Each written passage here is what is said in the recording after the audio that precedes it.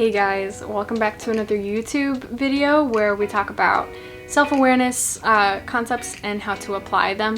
My name is Lillian, and today we're talking about the idea of self-relation and how to relate to ourselves. So basically, what does to relate mean? Well, it means to have a relationship or connection with someone or something. And we have a relationship, or we relate to every person in our life, and we have a relationship or relate to every thing, activity, and job in our life. And those things that we relate to, those relationships we have influence over us. And it's kind of that idea of show me your friends, I'll show you your future. Except I would say, show me what you think of yourself and what you say to yourself, and I'll show you your future.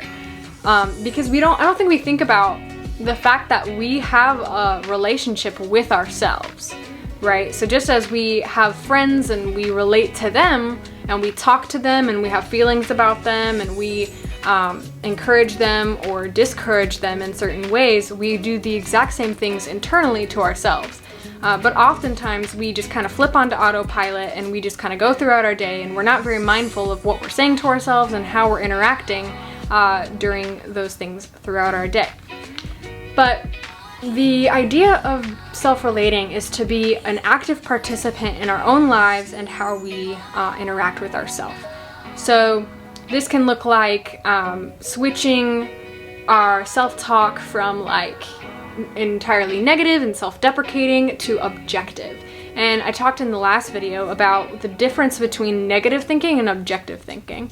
And negative thinking is dwelling on our weaknesses.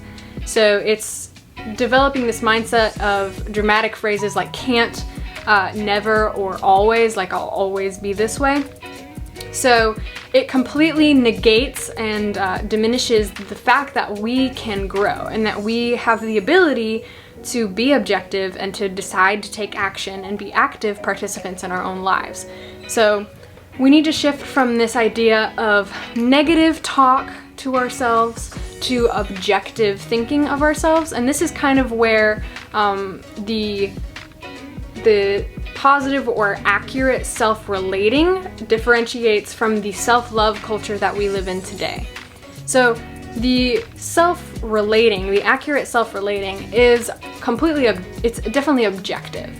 It is, here are my strengths and here are my weaknesses, and my weaknesses, instead of dwelling on them and being negative, we are just admitting that it is going to be a process and that's okay, and that we have to give ourselves grace through that process to grow.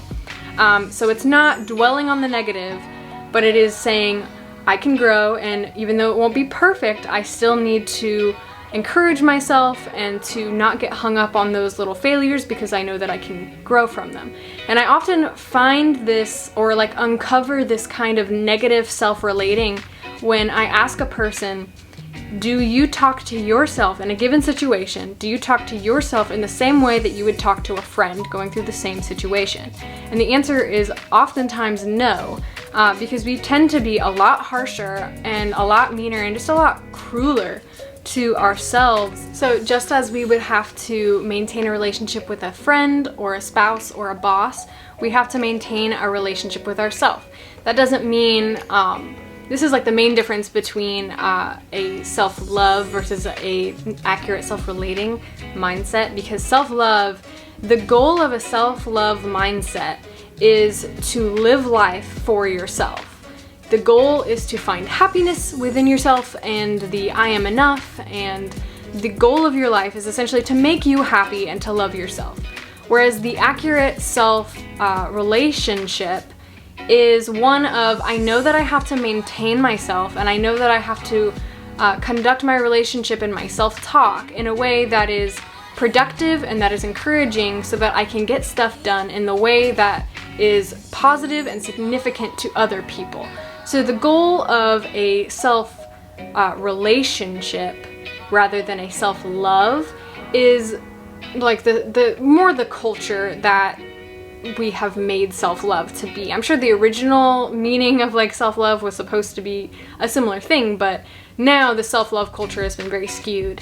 So the accurate self-relationship is a life of how can I bring significance and value to the world, And we can only do that if we are paying attention to how we are internally and being able to do some maintenance inside so that we can be pouring out of a full vessel. Because, you know, the like proverb of not being able to pour out of an empty vessel is very true. And we have to be full and we have to be maintained well in order to bring significance to others.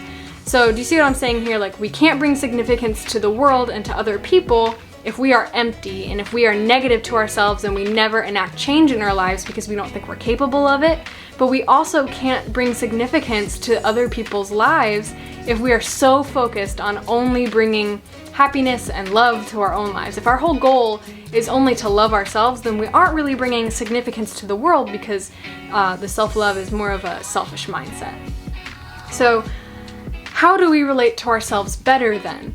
We know that self-love isn't what we're going for, because self-love is a thing of like, I am enough.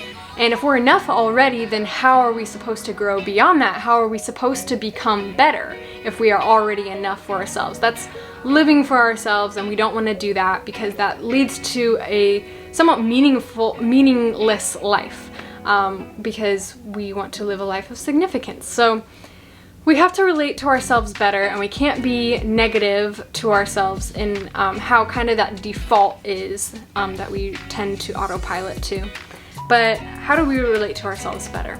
Well, it can be paying attention to our self-talk during a situation that may be difficult for you. Are you talking to yourself in a defeatism kind of way? Pay attention to what you say to yourself in those situations, and ask yourself if it is what you would say to a friend going through the same thing. And think about how you would talk to a friend and how you would coach them through that, because often that can bring a lot of insight into how we should be conducting ourselves through that, because we sort of give advice to ourselves when we're talking ourselves through different problems, right? We try to, figure out what we should do, and then we, aren't equipped for that all the time. And this is kind of the next thing, is how do we relate better to ourselves? Well, we have to know that we are not enough. And this is completely different than the self-love culture of I am enough. We have to admit that we are not enough, and that that's not a bad thing, because nobody is enough, and that we just know that we have to come outside of ourselves, ask for help from other people, or to find the information. We have to learn to come out of ourselves and learn and grow and ask for help when we need it, and then that can grow us to that when we come across this situation again, we'll be better equipped for it. So first, we have to know that, one, we are a culmination of the thoughts of ourselves. We are what we think we are, and we can only be what we think we are. So we have to expand that and come to a more accurate view of what we're capable of, and to be able to encourage ourselves in the same way that, two, how would we talk to a friend? If a friend is going through a hard time, or they are trying something and they're failing at it, how would you talk to a friend about it? We have to be relating to ourselves in a way that is productive and that isn't defeating. So learning the difference between being negative and objective, and being able to know our strengths, encourage ourselves in that way, and then also just three, falling in love with the process. So we have to know that we are not enough, and that's very different from the self-love culture of I am enough. And we know that we have to come outside of ourselves, and we have to learn and grow and find the resources and ask for help when we need it. So those are the biggest ways that we can relate to ourselves better. One, just being aware of how we're talking to ourselves, and being aware that we are the culmination of our thoughts of ourselves. Two, talking to ourselves the way that we would talk to a friend, being encouraging, bringing life, knowing that it's okay to fail, and then learning from that. And then three, that it's a process, and that we are not enough, and we have to come outside of ourselves in order to be more. We have to learn and then apply, and learn and apply, and just keep going through that if we want to get to the place that we want to be. So that's what life is. We just have to learn from experiences and grow and apply what we've learned to ourselves, and that's how we have more productive situations the next time it comes around. So I hope this video has been really encouraging for you, and that you learned something about how to relate to yourself better, and just being able to learn what that even is. If you want more videos like this, go ahead and like and subscribe, and we'll talk about things like this very similarly in other videos. So thank you.